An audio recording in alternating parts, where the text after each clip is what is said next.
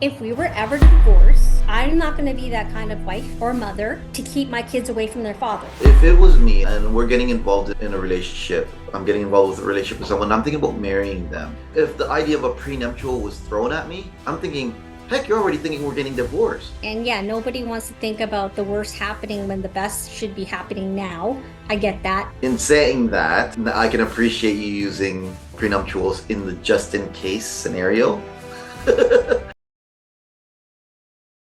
Hey guys, welcome to our podcast where we talk about real financial problems with real people and we come up with real financial solutions. My name's Irene Meyer. And I'm Philip Villanova. Irene actually asked me a question, and it's something I don't know a lot about, so I'm going to let her kind of get me mad because she wants to talk about prenuptial agreements. And my preconceived idea of what they are irks me. Irene, I'll let you start with it. I think when we talk about prenuptial agreement, people automatically go to the financial part of it.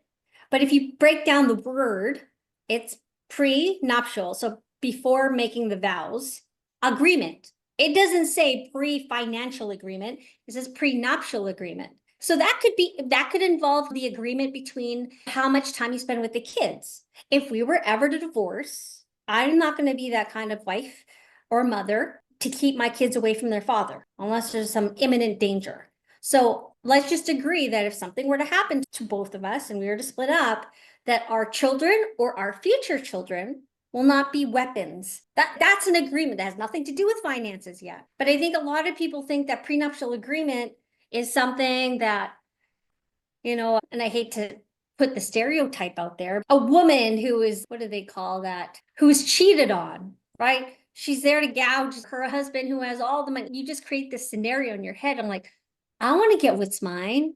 And it's not just finances. I think there's two ends of the spectrum of how you want to think about prenuptials. I think that it will reflect a lot of kind of experience. I think it's probably coming from experience as well that we probably have these views. We already have opposing views as to why it might be important. But why don't you take this, Phil, and let me know what you think about when you think about prenuptial. The reason why it irked me when you first mentioned it is because if it was me and we're getting involved in a relationship, I'm getting involved with a relationship with someone, I'm thinking about marrying them. If the idea of a prenuptial was thrown at me, I'm thinking, heck, you're already thinking we're getting divorced. You're thinking about the end. We're just at the start. That's upsetting, right? I'm not thinking I'm going to ever divorce this person. It's like starting a brand new relationship, starting dating somebody, and they're talking about if this doesn't work out. Well, why is that even crossing your mind? That's the first thing that I think about when someone brings up prenuptial. You know what? I totally see your point about that. And yeah, nobody wants to think about the worst happening when the best should be happening now. I get that. But it's like when we're trying to position life insurance for a couple who just had a newborn baby. No one wants to think about that. No one wants to I think about their kid passing on. No, I understand that, but there's one guarantee. Okay, there's two guarantees in life: taxes and death. It's gonna happen. You're gonna Right. die. But divorce and separations, that's not definite. Life insurance is there because there's a definite ending. There's a definite something that's gonna happen. So Right. you put life insurance in place because of the fact that for sure at some point that's going to happen. You can't get around that's a given. But a divorce or a breakup of a relationship, that's not guaranteed. That's true. But then you still have people who are very adamant about providing critical illness insurance or disability insurance, where there's no guarantee someone's going to get an illness or become disabled. And for me, it's there you go then. That's even more reason because if you were to become disabled or have a critical illness, you're going to have to live through that. Wouldn't you like to know that your income is protected? So prenup, again, without taking the word financial out of it, allows you to have a very maybe sound conversation now that there's no hard feelings because you're just in love, you're getting married, or whatever, you're just starting a relationship or you're just starting a marriage where you can actually have this really productive conversation about, okay, but if we were to ever break up, I would like to know our kids are okay and we're not going to fight because we don't want our kids to suffer. That's part of a prenuptial agreement. You can make a prenuptial agreement however you want. It doesn't have to involve just finances. But again, you could still have a very good conversation now because you're thinking if it ever came to it, because we've all seen examples of relationships that have gone really badly, and using the example of having children involved, where the children are stuck in the middle. If there was a prenup, that would avoid any of that fighting. It might save you a lot of money because there's already an agreement in place that we're not going to fight over this. We've already decided to come together and make sure that this prenup was made because we cared about our future children. You brought up a good point there. For the general public, we've had, I don't actually know if we've had done a podcast on disability and critical illness yet. Critical illness is something where if you get diagnosed with a serious case of cancer, you will get a certain, whatever the insurance coverage is, you'll get that nominal amount given to you in cash, non-taxed, right? It's not taxable cash, and it's given directly to you and in one lump sum, right? If you're going to die in 2 months, you don't have to use it on medical bills. You can use it on whatever, right? That's what critical illness is for, okay? For the unforeseen, right? And same with disability. Disability, you're going to get a certain amount on a monthly basis, just like disability insurance at work. You're going to get a monthly amount. Sometimes with personal insurance, it's a top up, whatever. I think we should do a podcast on those two factors as well.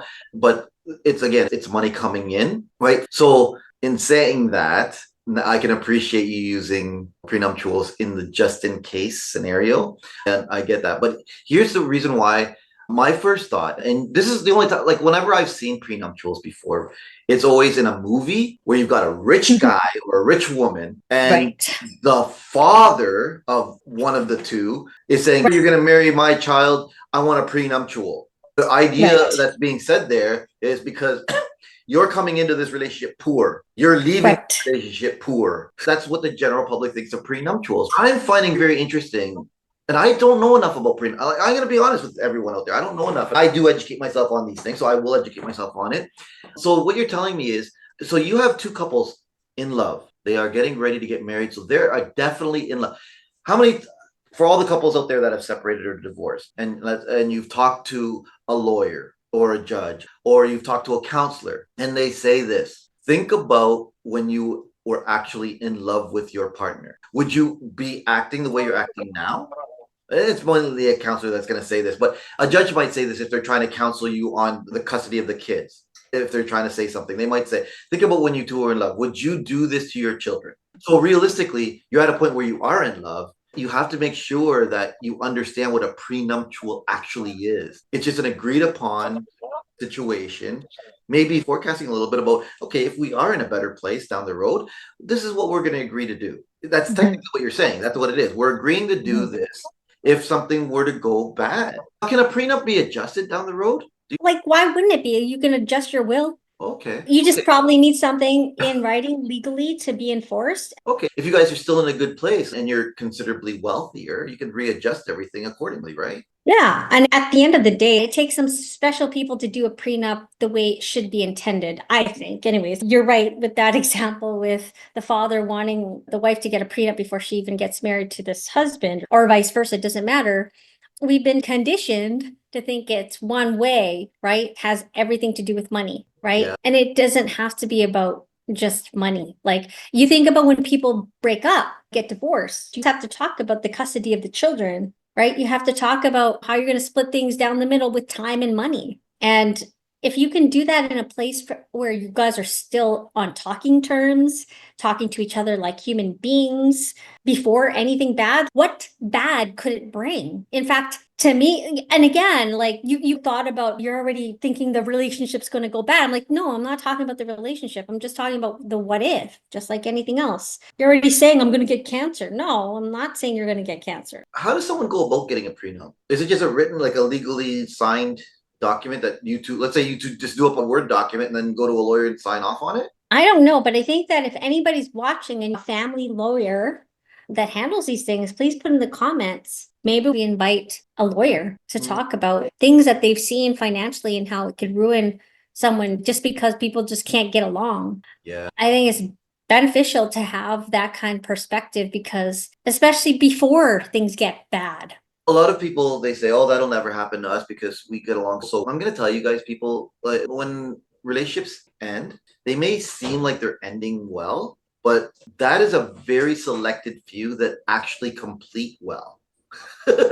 It's a very selected, especially if you're dealing with families and children and that kind of thing. Because what happens down the road is, I'm going to use the term selfish. Humans become selfish and they stop thinking about Yes. the whole, they start thinking about themselves. Yeah. That may be directed by the legal system, that may be directed by whatever, but what it eventually it gets not so well anymore when the ending doesn't always work out pleasant. So Yeah. with that end of everything, I do can appreciate having something documented in a legal print saying, hey, you are, remember earlier in one podcast, we talked about generational wealth, right? Yeah. And we talked about one of the 4 pillars being mental stability. Documented saying if something were to happen, now you and your partner are getting into an argument, and whoever is the breadwinner is usually the one who gets worried that if this ends, if I need to end this relationship, then they're going to take they're going to take all my money. Yeah. That mental instability is gone. If you're in a toxic relationship where you are threatened in that relationship, you can walk away and not have that mental stress anymore. You can, of losing whatever it is, right? Because you've already got something in place that's alleviated. Right. So that actually, now that I'm thinking about it, and now that I know more from what you've told me, it actually makes sense, right? Because you are giving yourself stable grounds in your 4 pillars by preparing yourself in a situation of the unknown. Right. Yeah. Yeah. And again, like it's not for everyone. I get that. And just like insurance is not for everyone, even though it should be, but it's not for everyone. It again, I think it takes a very secure person to realize just the logistics versus the emotional part of a prenup. I think we need to take the whole emotional part of what a relationship entails out of this equation so that you can go into it being yourself, right? Like you think about the very beginnings of your relationship. Hopefully, this is the case for most people. You're like your happiest, you're most confident, you're most secure, you're not afraid. You go into it head first. And I've been through two major relationships where I was fortunate to come out without having to fight. Because then that just brings in another cost. And okay, let's go back to finances. I've seen people go through mega fights, spending way more money than they probably should have, just fighting because they're letting their lawyers do the fighting for them. That costs money over things that, if you think about logistically, about how it might affect kids or mental well-being, like you said, or just the idea of just fairness. I think you're probably at the best opportunity to think about that at the very beginning of a relationship when it's good, because you're both very kind to each other at the very beginning. Something that dawned on me when you were talking just now is there are people out there, and we got to be honest with ourselves, that are they're submissive or they are gullible, right? Yep. And there's usually one alpha, right, in the relationship. That can happen. So here's my advice. If you are going to get involved in a prenup, do it with an advisor. Get an advisor on board. Do it with an advisor, and because they're going to look at everything neutrally. Yeah, because the advisor is going to look at everything neutrally. They're also going to look at, they're going to also be able to pre-forecast situations. They're going to look at, okay, this is your current situation financially and your net worth, your net wealth. This is your situation, and this is where they can project where it could be, let's say 20 years down the road, right? They can project that. And then so you can work out an agreement here. And in the subclauses of the agreement, we're going to re-review this at this time, right? And that way, there's no where the alpha is guiding the submissive person to put something on paper that is not in their best interest. Yeah, please, if you are going to get involved in something like this, I don't know your situation, but that's always a threat too, is somebody is being guided without actually really knowing, right? Find someone neutral, and I'm thinking an advisor, because they can look at your financial situation. Somebody who can actually professionally look at this situation. An advisor is probably your best bet, to be honest. Have your advisor a part of this conversation. If you're using the same one, great. If you're using 2 separate ones, have your personal advisor on either side look at the situation and say, okay, you know what? This is in the best interest of both of you and possibly your future family, because that's what they'll do. Right. They'll look at this and say, this is great. This is a really good thing for you guys financially, for your family's well-being, your family stability. This is a great thing. put this on paper. Absolutely. That Yeah. should be the direction that an advisor gives realistically in that situation. Yeah, that was a great segment. I agree. I think that it's worth chatting a lot about, or chatting more about, sorry, in future podcasts. But thanks for joining us, guys.